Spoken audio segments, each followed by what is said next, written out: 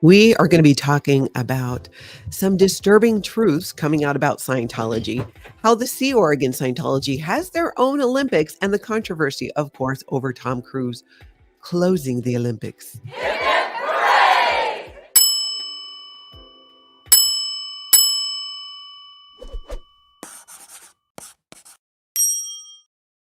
Hey, everybody, welcome. I'm Natalie, and this is Scientology Life After a Cult. Hello to everybody here in the chat. Great to see you. Thank you so much for the members for being here. And of course, the moderators who are going to help us keep things moving along. As per usual, lots to talk about. There's just never a shortage in the world of cults, and definitely not in the world of Scientology. And I'm here for it. Many of you know I was in Scientology for 35 years and left with 3 generations of my family. So I try to bring that perspective of what it was like to be a Scientologist and to hopefully help people understand the mindset so that we can better expose Scientology. And there is a lot of that going on. So let's take a look at PERTH Scientology Audit did a little short video with highlighting a lecture by L. Ron Hubbard that speaks the truth about what Scientology, what the true beliefs of L. Ron Hubbard were when it comes to Christianity. And this might just blow your mind. Everyday Scientologists don't all know this. A lot of this, people who've done the upper levels in Scientology on the bridge to total freedom, many people know who have done those upper levels about this. In fact, I heard at one point they changed some of it because people were getting onto operating Thetan level 8 in Scientology and going, what? What in the world? Why is he saying this? What's happening? And it was changed a little bit. So let's take a look at this. I'm so glad that she shared it. This is again from PERTH Scientology Audit here on YouTube. The Obscene dog was a sort of a brass dog in a sitting position, and anybody who got around to the front of the dog got caught in some electronic current and passed through the dog to the dog's rear end and spat out. Satanists didn't like this.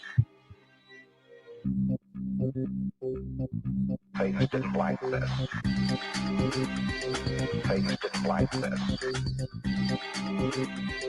Satanists didn't like this.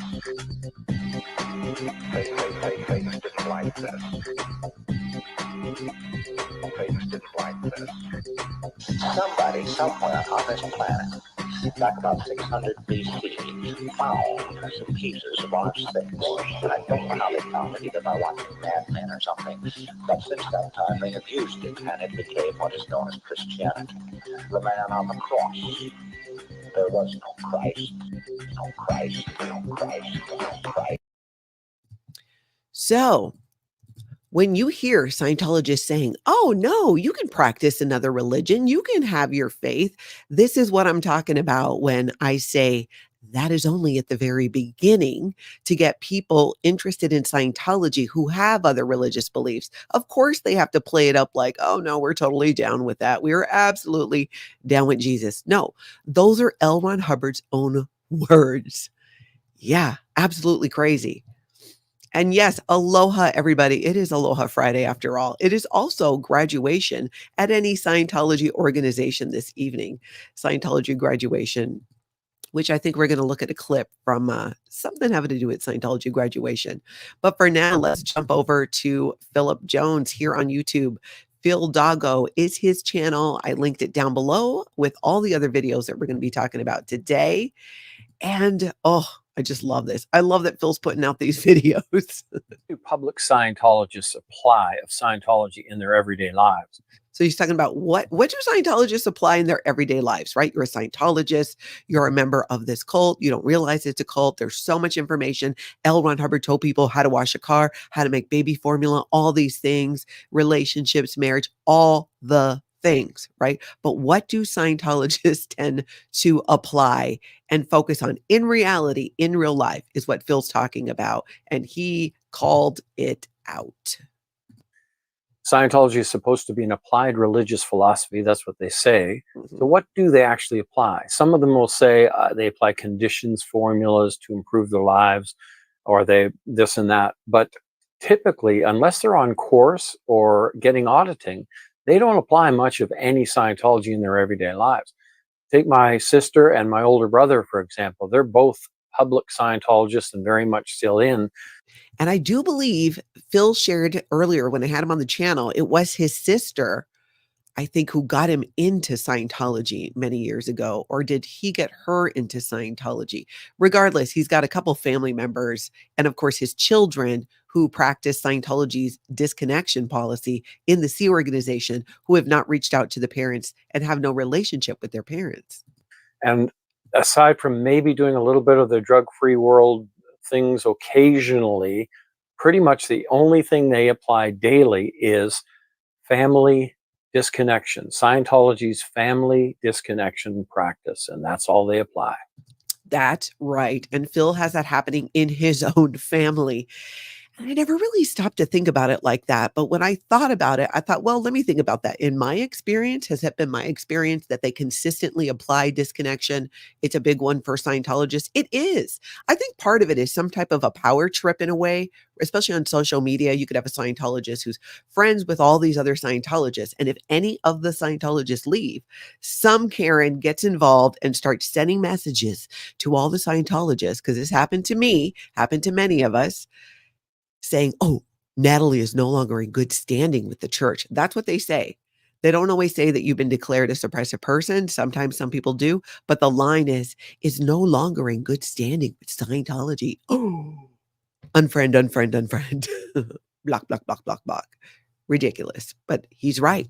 That is the biggest thing that they practice in Scientology is disconnection. Blew my mind when I put it in that context.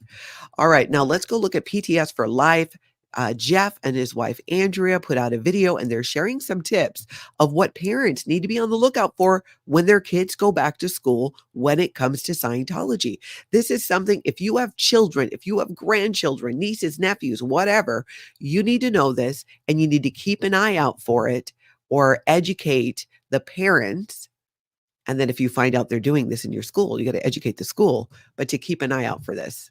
Check it out. If we've got parents in the chat or on the replay, as your kids are going back to school, or as you're navigating around your world, parents or not, keep an eye out. If you find a reference to Drug-Free World or the Truth About Drugs or the Foundation for a Drug-Free World on a website, in your kids' schoolwork, go as far as to ask, what resource do you use for drug education in your school? If you get the chance to ask some questions, ask if they know it, that there's a link to Scientology, ask why and where it came from, and if it has to continue.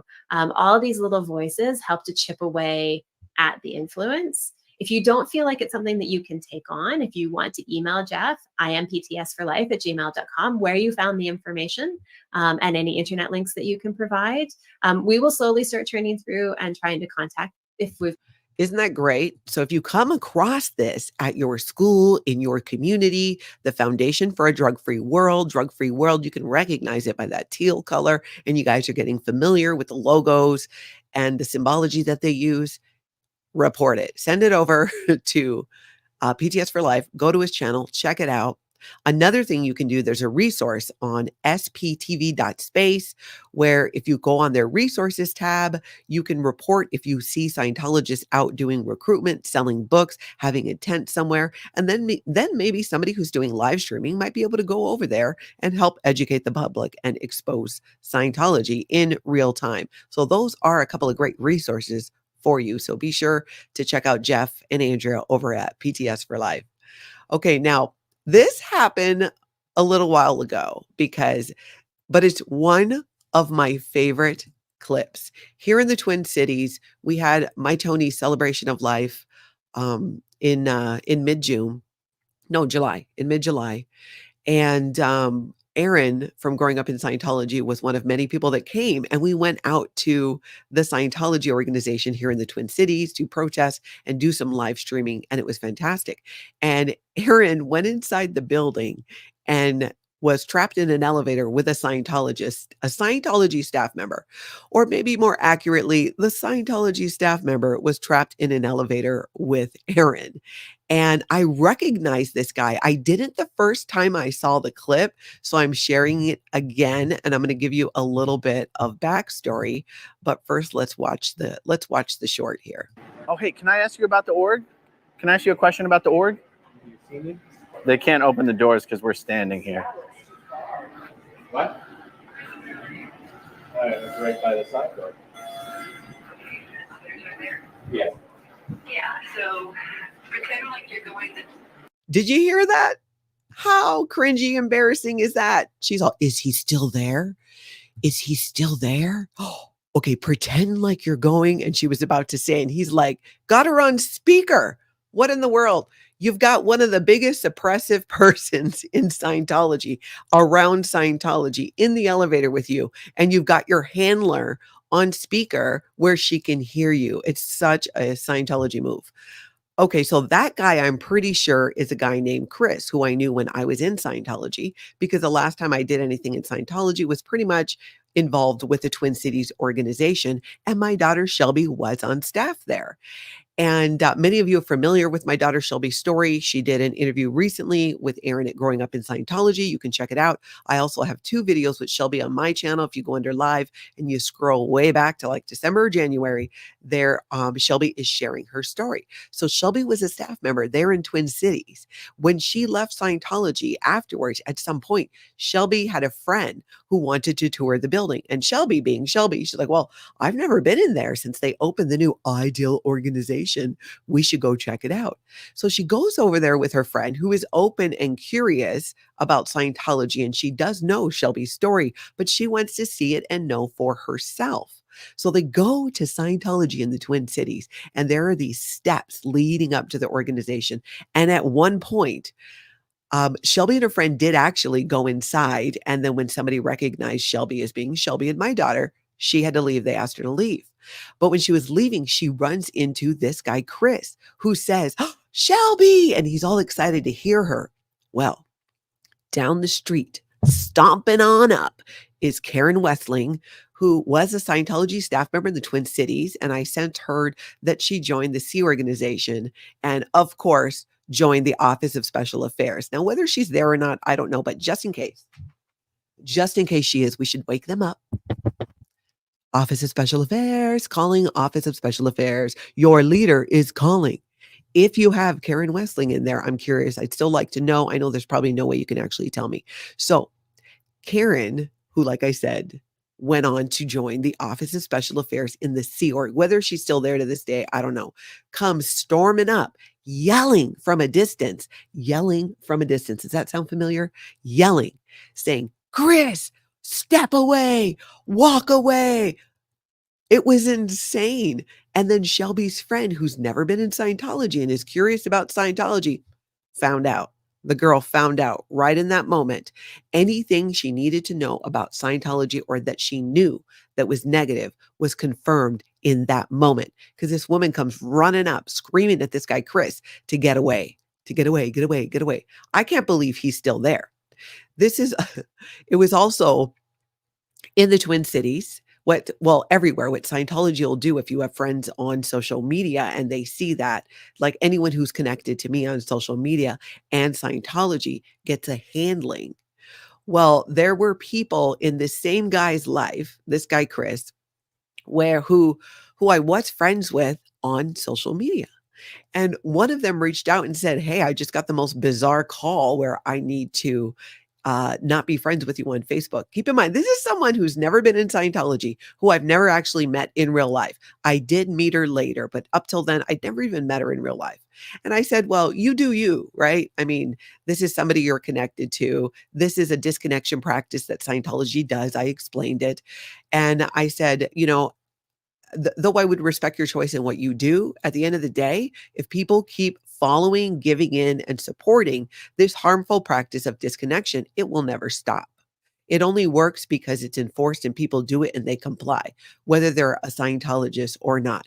So interesting fun fact about this guy. He's been involved in a few Scientology. I'm just amazed he's still there, given the amount of dust up that has happened around him, how they have, and for all I know, they have labeled him a potential trouble source. But if there ever was one in Scientology, it would be this guy. I mean, to go from getting trapped in an elevator with Aaron Smith-Levin to the same guy who, greeted my daughter, a massive suppressive person in the eyes of Scientology. It's just too much. But interesting. Wanted to share that with you guys. Gosh, every time I see that video, it just cracks me up. Now let's go over to Kansas City. Now, Kansas City org has a few people who are regularly out there protesting and live streaming. XENEWS and Auditing Scientology. Those are the two that I see out there the most. And often they have an opportunity to share with people coming out of the Scientology building the truth about Scientology, including the story of Relatable Reese. If you follow Relatable Reese here on YouTube, you know she was a Scientologist at the Kansas City org and had multiple run-ins with staff members, including Dan O'Connor, who she shares and tells a story of how he threw a fax machine at her, hit her in the head. I mean, she needed medical care, totally messed her up. That was just one of many crazy things that Relatable Reese has exposed, specifically about Scientology in Kansas City. So let's see, this is XENEWS. I'm going to share a clip. XENEWS is out there in Kansas City, and she speaks with this young man who comes out of the Scientology org a couple of times, it looks like. And this specific time, you can't hear him super well. This is why I'm telling you what happened. She shares with him about what happened with Relatable Reese. And again, this is the great thing about ex-Scientologists who are willing and who are able to share their personal stories in Scientology. It's incredibly hard to do for many of us, myself included in that, but necessary because it helps people understand why Scientology is an abusive human trafficking cult. And these stories can be shared with other people like the protesters are, like XENEWS does in this situation. I probably know who that is, but I don't know anyone. I really don't know anyone's names. Yeah. So he's saying basically he had been at the Scientology org for about a year. He doesn't really know anybody's names. I think this was the second conversation she had with him. She had chatted with him a little bit when he first came out of the building. I've just listened to one of the women who used to go to this org. Her name is Reese Cobell, or Reese. Yeah, no, I wouldn't expect you to, but she tells her story about growing up. And then you see the guy off in the distance. He comes into play in just a little bit. In the Kansas City org, prior to he made like he was going out to his car, but really he was going out to see if this guy was talking to XENEWS. It going ideal, and she was on staff for a while, but they were pretty abusive. Yeah. Relatable Reese. He's gonna come get you. He's gonna come get you. So she's sharing with him about Relatable Reese and her story and how she was a Scientologist there and was grossly abused. So this young kid is getting this information, which is great. And then here comes the Scientology handler, because you guys know, you knew that was going to happen, right? You knew that was going to happen. The fact that the kid, after speaking to XENEWS before, came back to her, for me, says a lot. It tells me he's going to look further into it. I think he is. He didn't avoid her. He wasn't not open to the conversation. And he probably has access to a lot of social media and YouTube. So hopefully he does go and do that. So while they're talking, creepy Scientology handler comes out. This is the guy who I think came out earlier and pretended he was going to do something by his car, but was really just looking and seeing if the kid was out there, formulated a plan to come out and get him and did so. I'm out. Oh my gosh, he just looks creepy. I don't know who this man is. I don't know. I'm assuming, he's not wearing a uniform, a Scientology staff uniform. I don't know if it's a family member or he's somebody of authority. If anybody knows who he is, throw it up in the live chat. And if you're catching this on the replay, aloha to you, and go ahead and if you know who, put that in the comments as well. And just a reminder, everybody who's here, it is Aloha Friday. If you could go over and tap that like button, give it some aloha, and subscribe as well, I would greatly appreciate it. So let's see what happened when Creepy Man comes up. That's what they call Now that's interesting because the kid asked, what is an SP? What is a suppressive person? So he couldn't have done that much in Scientology if he didn't, if he didn't in fact know that. I don't know if this is somebody's kid. I mean, being that he does look like he's underage, or just what the deal is. If he's a second, third generation Scientologist, or the nephew of somebody who's in town and they're trying to recruit him into Scientology. I don't know what his backstory is that way. Your mom's on the phone. Did you hear that? Your mom is on the phone. That's the best you could come up with? I highly doubt his mom is on the phone. On the phone where? Where? On what phone? A landline? Is his mom on the landline? Really? His mom's going to call the landline? I'm pretty sure this kid has a cell phone. It would be shocking if he didn't. Why wouldn't she just text him or call him there? Your mom's on the phone. No, we see right through you, creepy Scientology man. You're just trying to drag this kid back into Scientology and stop him from finding out the truth. And Kansas City definitely does not want this kid or other public to know the truth about what happened to Relatable Reese. Well, word is continuing to be gotten out, especially through these one-on-ones when protesters are able to communicate with Scientologists and share some of the truth about Scientology with them. That is just really impactful.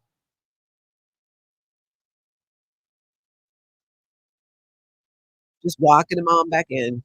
It's like doing a perp walk. Has to go back. Your mom is on the phone. Your mom is on the phone. Get on in here. Your mom is on the phone.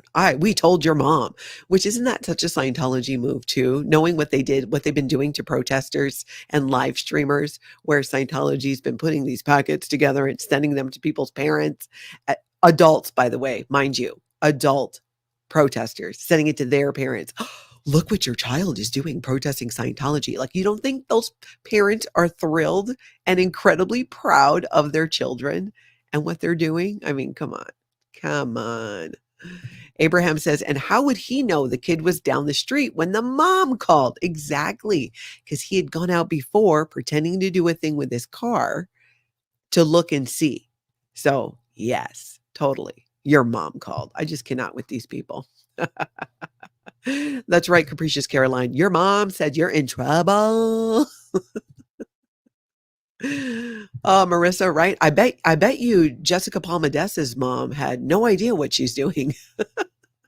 That's funny too, because Jessica Palmadessa's mom is a moderator on her channel and right there for the whole thing. It's just so crazy. It's true. You would think, Asen, right, nail on the head. Considering how much money it costs you, you would think they teach the members to come up with better BS. Yeah. They're going to be made to do a drill where they learn how to tell an acceptable truth, because that's what lying is called in Scientology, an acceptable truth or a short story, because you're not allowed to lie to Scientology. You're only allowed to lie about Scientology. That's some serious mental gymnastics. Try to wrap your head around that one. Okay, now you guys might have noticed that we haven't heard a lot from Nance Drew. Nance Drew is a protester and live streamer in Chicago.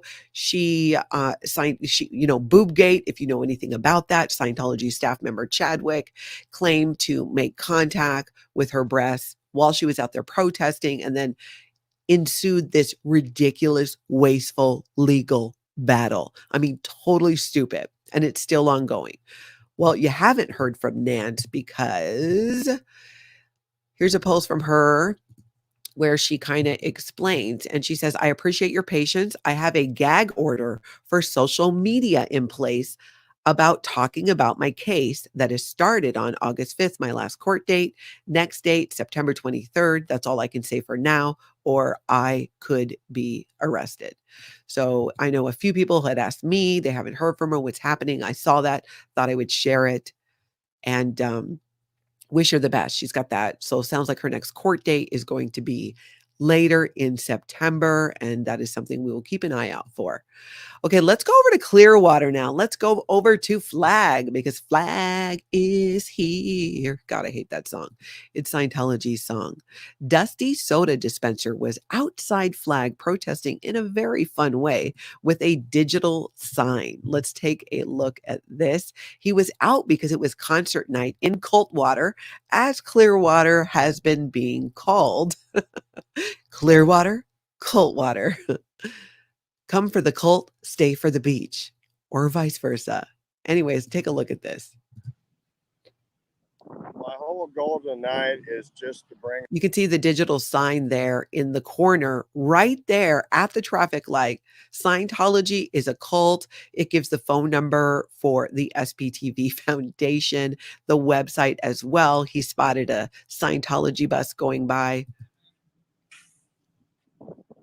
It's showing Scientology human trafficking, credit card and bank fraud. I mean, just all right there, sitting there on this digital sign at a busy intersection, right at the crossroads, right there where Scientology is. He's actually kind of between Scientology and where Tom Cruise lives.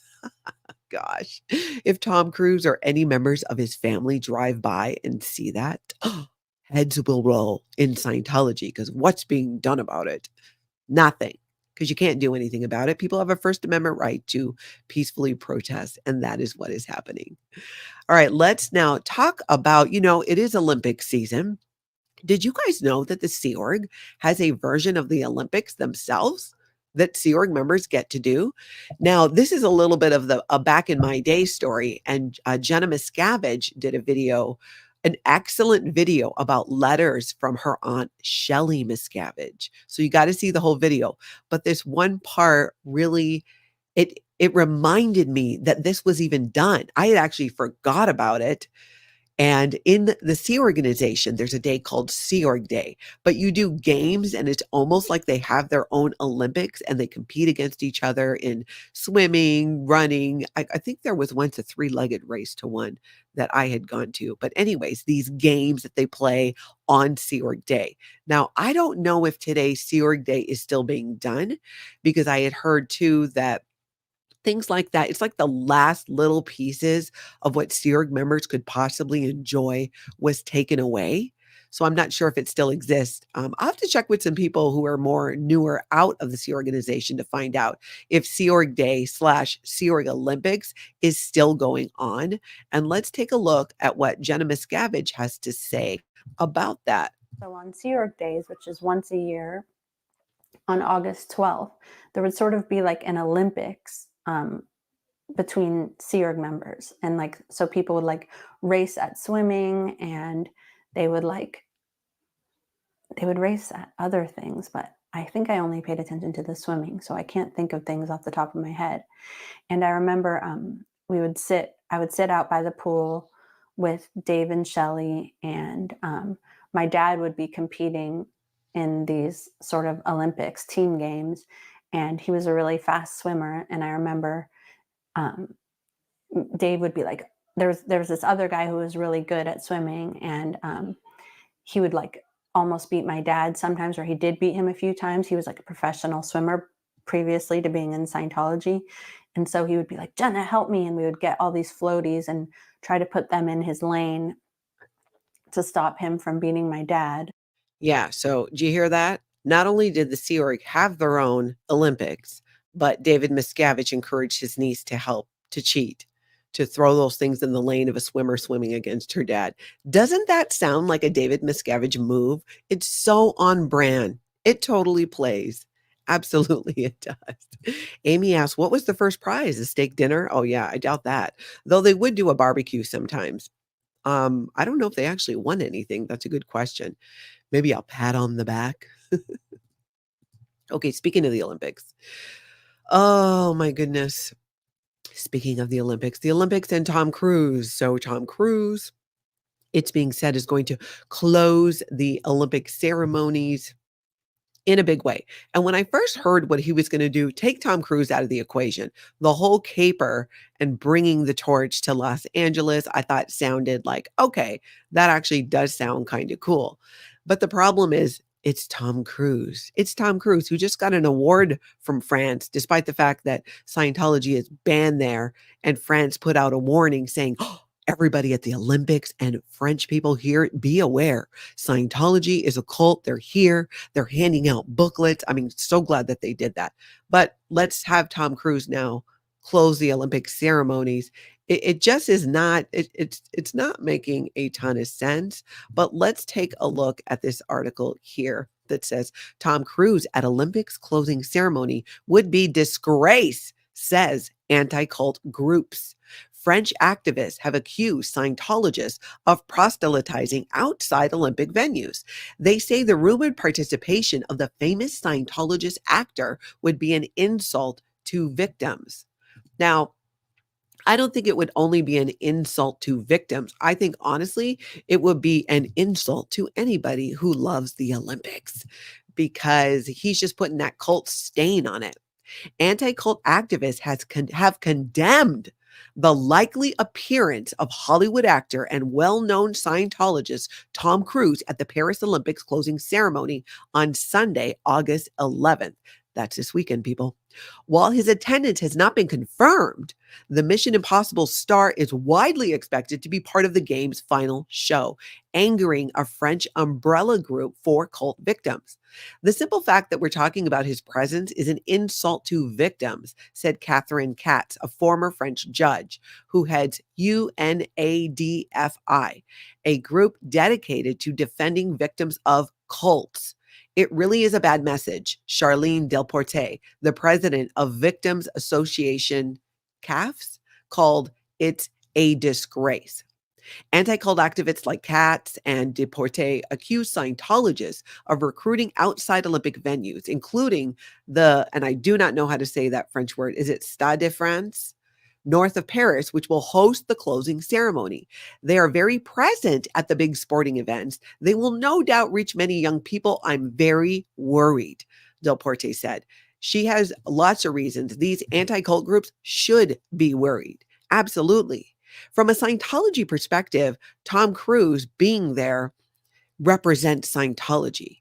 It's kind of an FU to the French government who calls Scientology a cult and warns their people about Scientology recruiting people at the Olympics. So it's just going to be interesting to see what happens. Let's see if there's anything else juicy in here. The movement describes itself as a religion, but is considered a cult in France. Oh, another French word. I forget how to say that one. Well, you see it right there. A French government agency tasked with dealing with cult movements said it had received reports of Scientology-linked no to drugs brochures being handed out across Paris. While the 30-page leaflets do not explicitly mention the Church of Scientology, the campaign is connected to it via a Scientology-sponsored organization, Foundation for a Drug-Free World. Exactly. What I love most about this is these are anti-cult groups in France calling it out. Of course, there are many anti-Scientology, people who expose Scientology, other people who are on YouTube continuing to call it out. It is a beautiful thing when it's being called out by people who've never been in Scientology. Because like many of you, there's people who've never been in Scientology, but they are all in on bringing down this cult and other cults. So I absolutely love that. I love this. And what I mostly love, oh, Bo Beats, I didn't pull it back up. Okay. Well, it was an article. There's a link down below for it. So what I love about this is just like when any celebrity or somewhat known person in Scientology does anything publicly, all the Scientology truth comes out, and it is happening because Tom Cruise is a Scientologist and the most high-profile Scientologist that there is. All of these, Scientology does this, Scientology does that. The information about being cult, these stories, our stories get elevated because it just pushes it back out there.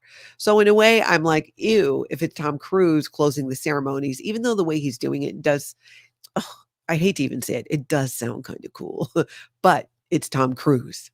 So I want to hate it. I don't hate what they're doing. I just dislike that it's Tom Cruise and what he represents. But I think this is going to get some more and more truth exposed about Scientology coming out.